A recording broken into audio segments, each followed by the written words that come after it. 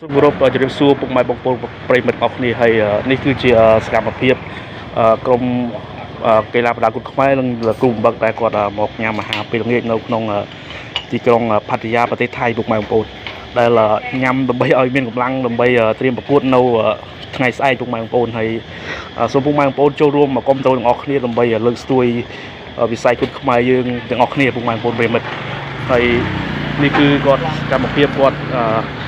ញ៉ាំអាហារនៅខាងផាតាយាប្រទេសថៃពុកម៉ែបងប្អូនដើម្បីមានកម្លាំងប្រកួតនៅថ្ងៃស្អែកពុកម៉ែបងប្អូនហើយសូមជូនពរឲ្យគាត់ប្រកួតឈ្នះក្នុងថ្ងៃស្អែកផងដែរពុកម៉ែបងប្អូនពុកម៉ែបងប្អូនប្រិយមិត្តរបស់គ្នាហើយនេះកីឡាកររបស់យើងក៏បានញ៉ាំហូបអាហារពេលល្ងាចពុកម៉ែបងប្អូនហើយនឹងលោកគ្រូបង្វឹកផងដែរគាត់បាទហើយឧបត្ថម្ភដោយក្រុមហ៊ុន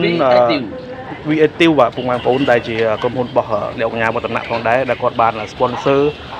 កីឡាប្រដាល់គុនខ្មែររបស់យើងមកប្រកួតនៅក្នុងទីក្រុងផាតាយាប្រទេសថៃផងដែរពុកម៉ែបងប្អូនជំរាបសួរពុកម៉ែបងប្អូនប្រិយមិត្តអរគ្នាហើយនេះគឺជាសកម្មភាពក្រុមកីឡាករនិងលោកគ្រូបំបឹកគឺលោកគ្រូឡុងវិបុលពុកម៉ែបងប្អូនប្រិយមិត្តហើយលោកគ្រូក៏បានញ៉ាំបាយហើយពុកម៉ែបងប្អូនដើម្បីត្រៀមដឹកនាំកីឡាករគុនខ្មែររបស់យើងទៅប្រកួតក្នុងថ្ងៃស្អែកផងដែរពុកម៉ែបងប្អូនហើយនេះគឺក្រុមកីឡាករគុនខ្មែររបស់យើងពុកម៉ែបងប្អូនប្រិយមិត្ត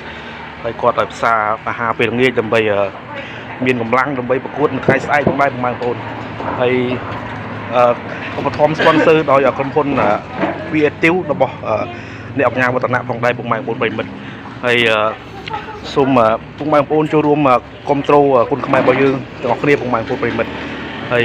ពុកម៉ែបងប្អូនប្រិយមិត្តហើយនេះគឺជាក្រុមកីឡាករគុនខ្មែររបស់យើងគឺគាត់ពិសា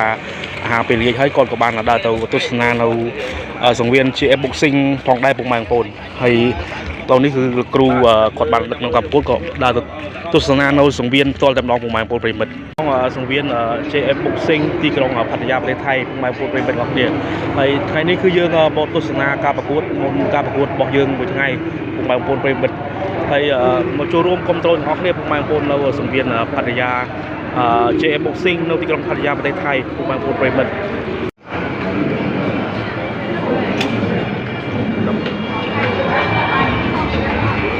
បាទសូមក្រុមជម្រាបសួរពុកម៉ែបងប្អូនប្រិយមិត្តអស់គ្នានេះគឺជាទិដ្ឋភាពនៅក្នុងសង្វៀន GF Boxing ពុកម៉ែបងប្អូនប្រិយមិត្ត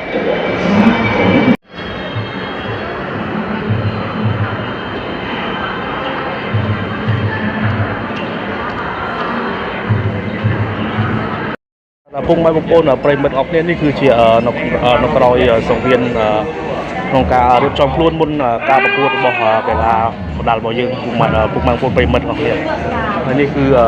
កីឡាប្រដាល់និងលោកគ្រូដែលគាត់ដឹកនាំការប្រកួតនៅក្នុងថ្ងៃស្អែកផងដែរពុកម៉ែបងប្អូនប្រិយមិត្តហើយសូមចូលរួមទស្សនាទាំងអស់គ្នាដើម្បីលើកស្ទួយវិស័យគុនខ្មែររបស់យើងពុកម៉ែបងប្អូនប្រិយមិត្ត